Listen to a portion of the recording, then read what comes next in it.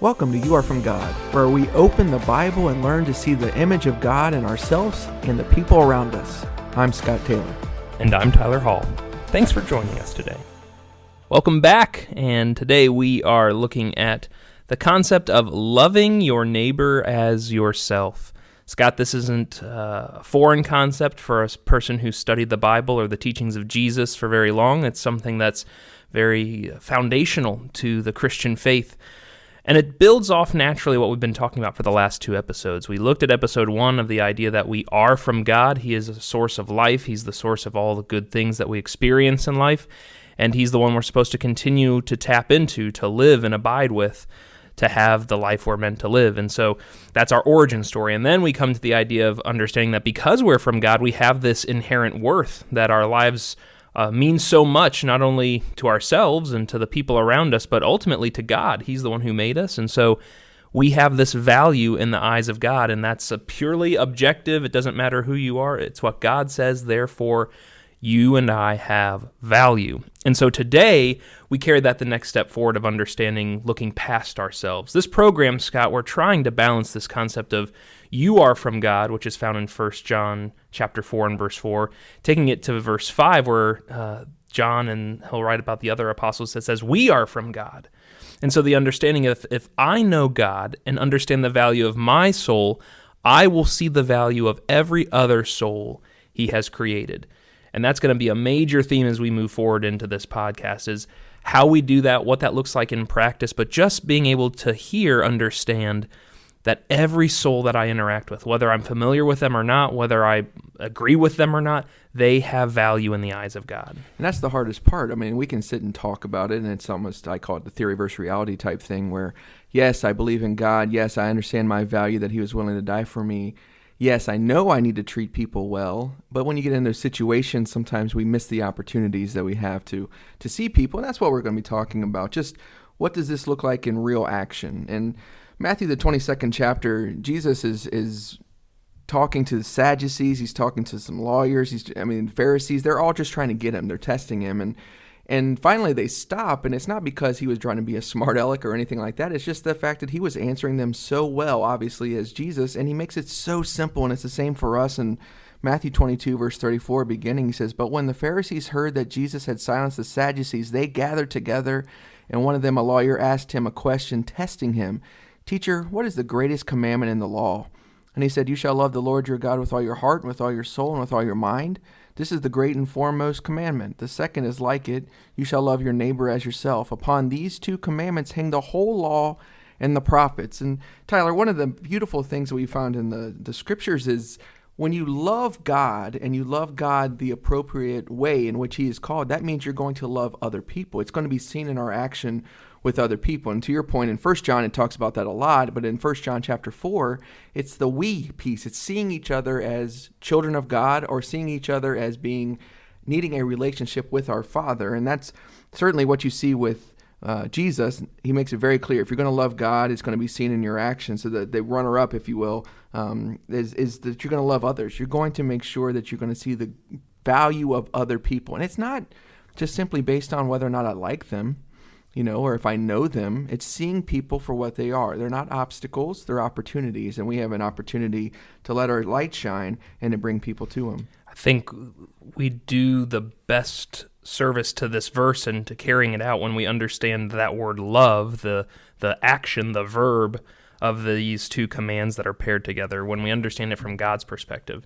We'll probably look at this in a later episode, but the idea of love just gets so twisted around. What does it mean to love? What is the attitude of love? The Bible has a lot to say about that, but ultimately what we're talking about in 1 John 4 is just that God is love. And so God gets to set the definition of love. God is the one who shows us what love is, and it's how we're able to love Him in return, or anybody else for that matter, is because we understand this love that's been shown to us.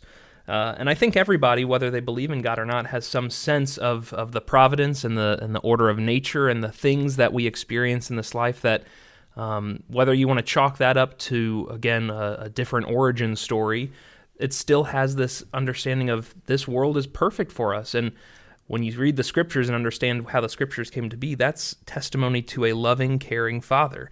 When you look at this, it's so strange that Jesus isn't asked what are the two greatest commandments. He's asked what's the greatest commandment.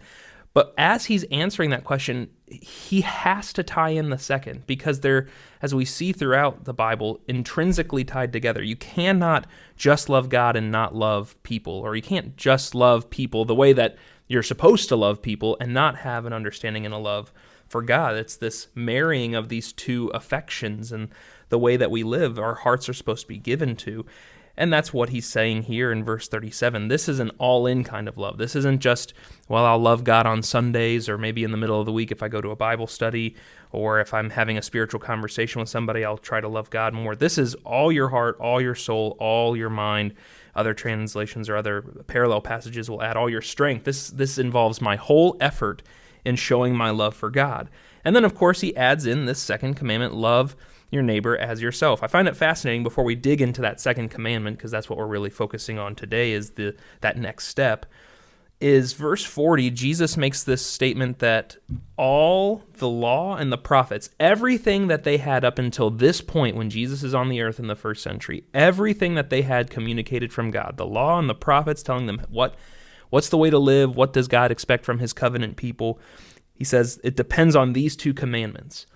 And I just love the idea that even though there's these 600 some odd different perspectives that you could go and look, and the 300 very specific laws of the old covenant that you could look into, and how to worship and what to do and what not to do, it all comes down to having this very broad understanding of love when it's applied to God and other people. If I love God, I'm going to want to worship him properly. I'm going to want to do the things that he said. I'm going to respect his authority in my life. And if I love other people, of course I'm not going to kill them, whether it's literally or spiritually or emotionally. I'm not going to take what's theirs. I'm not going to abuse them or take advantage of them. And so this concept of love, Jesus is saying, is the foundation to all those things. You could go throughout the Old Testament and try to fulfill all these laws, but 1 Corinthians 13 says if we don't have love, it doesn't matter. It doesn't matter at all. We could have to die for our faith and be willing to do it, but if we don't actually have love for God and other people as we're doing it, it doesn't chalk up to much. Yeah, and I think when you add to it Colossians, the 3rd chapter, and it just reminded me as you were talking about this, where it says Jesus is who is our life, right?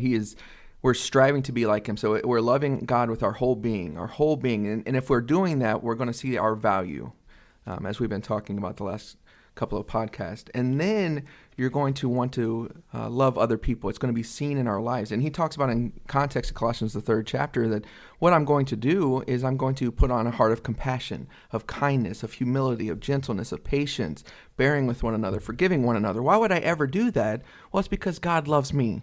And that's the origin, that's the foundation of what we've been talking about. So, Tyler, the question may come up, what if I just don't love myself?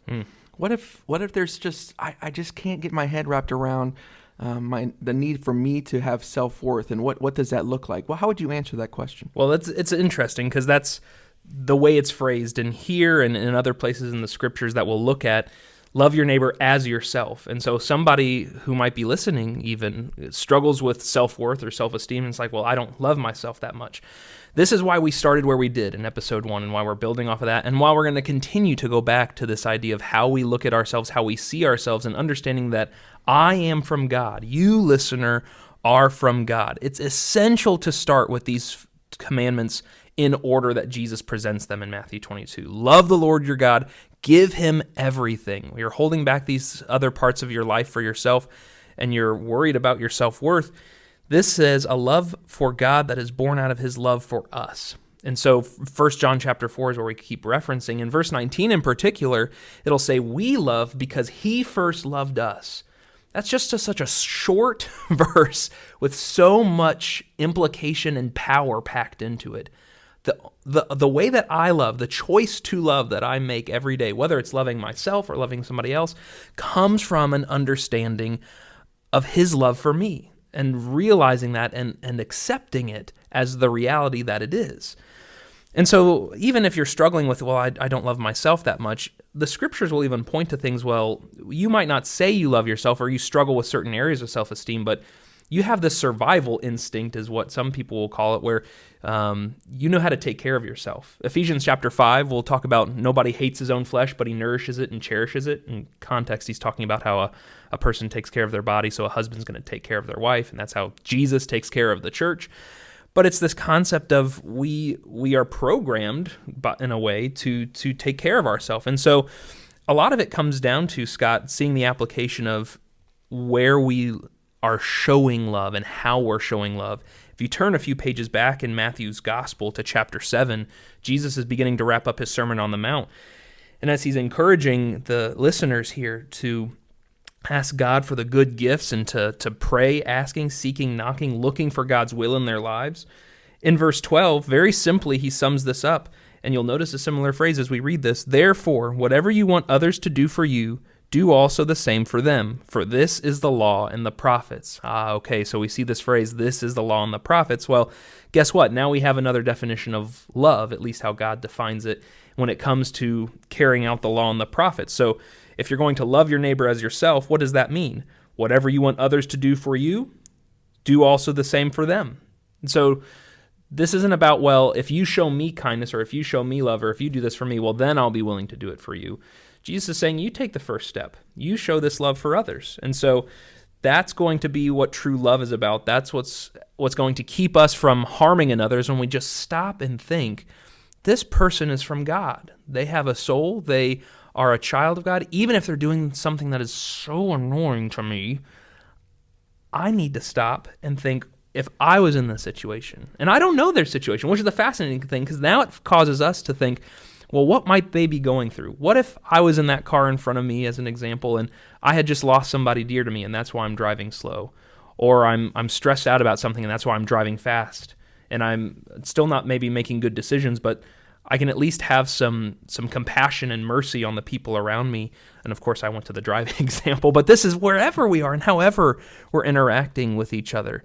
So whatever that others would do for you, do also for them. This, again, is going to fulfill the law of God when we take this test, if you will, and apply it to the situations we find ourselves in. And I think this is the most powerful thing of our Savior. He came to earth, and this is exactly what he does. In Philippians, the 2nd chapter, discusses this. He had equality with God, and he was willing to leave heaven to come to earth to help us, to give us the opportunity for salvation. And when you understand that value, it's not about the things that you've done in your past. You know, Jesus was willing to die for all of us. And so if you focus on those things, or you allow your past to define you, or any of those things, you're going to fail miserably. It's about God qualifying us, if you will, God redeeming us, God giving us the opportunity. And if you start off with that, then you're going to understand how unselfish we are called to be, and what that looks like in putting other people first, and having that attitude towards other people, because Jesus has it towards us.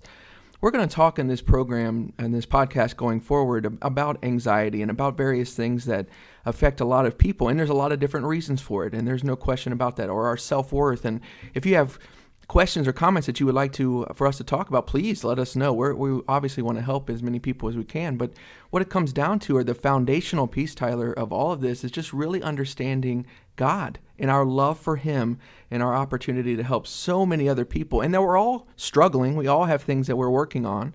And we have the opportunity to help one another if we're willing to be unselfish, if we're willing to love one another. Can you imagine if everybody did this? If we were willing to just show love to God, obviously, but then also to put other people first? What an amazing life this would be. And that starts with God's people. It starts with us shining bright and being the people that we need to be. This week, just look for those opportunities to love your neighbor as yourself, and to realize how valuable you are, and to realize how wonderful it is to be able to call ourselves children of God, and to realize that we all are from God. Thanks for listening.